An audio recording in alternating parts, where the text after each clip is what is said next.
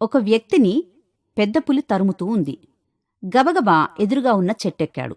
చూడబోతే చెట్టుపైన పెద్ద కొండముచ్చు ఉంది. అతడికి భయం ఎక్కువైపోయింది. కాని కోతి కలలో అతడి పట్ల ప్రేమ కనిపించింది. పెద్ద పులి నుండి తన్ను కాపాడమని కోతిని రిక్వెస్ట్ చేశాడు. చీకటి పడుతూ ఉంది. చీకటి పడే ఆ వేళలో తన ఆహారం చెట్టుపైనుందని గ్రహించిన పులి కింద నిలబడి కనిపెడుతూ ఉంది. మనిషి, కోతి ఒక నిర్ణయానికొచ్చారు. కొంత సమయం ఒకరి తర్వాత ఒకరు నిద్రించాలని నిర్ణయించుకున్నారు.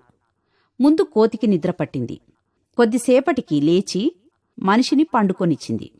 కొంతసేపటికి అతడు మేల్కొని కోతి పడుకుంది. కింద నుండి పులి ఇదంతా గమనిస్తుంది. కోతిని నిద్రపోనిచ్చి మనిషితో మాట్లాడుతుంది. ఇదిగో, నాకు కావలసిందంతా ఇంత తిండి. ఎవరైతే ఏంటి, ఆ కోతిని కిందికి గెంటై నా కడుపు నింపుకొని వెళ్ళిపోతాను అంది.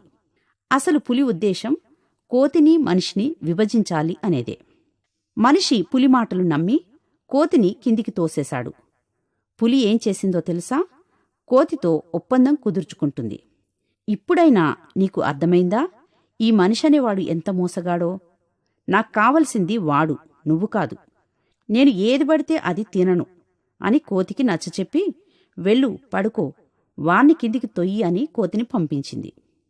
కోతి పైకెక్కగానే తాను చేసిన మోసానికి మనిషి సిగ్గుపడి భయంతో వణికిపోతున్నాడు.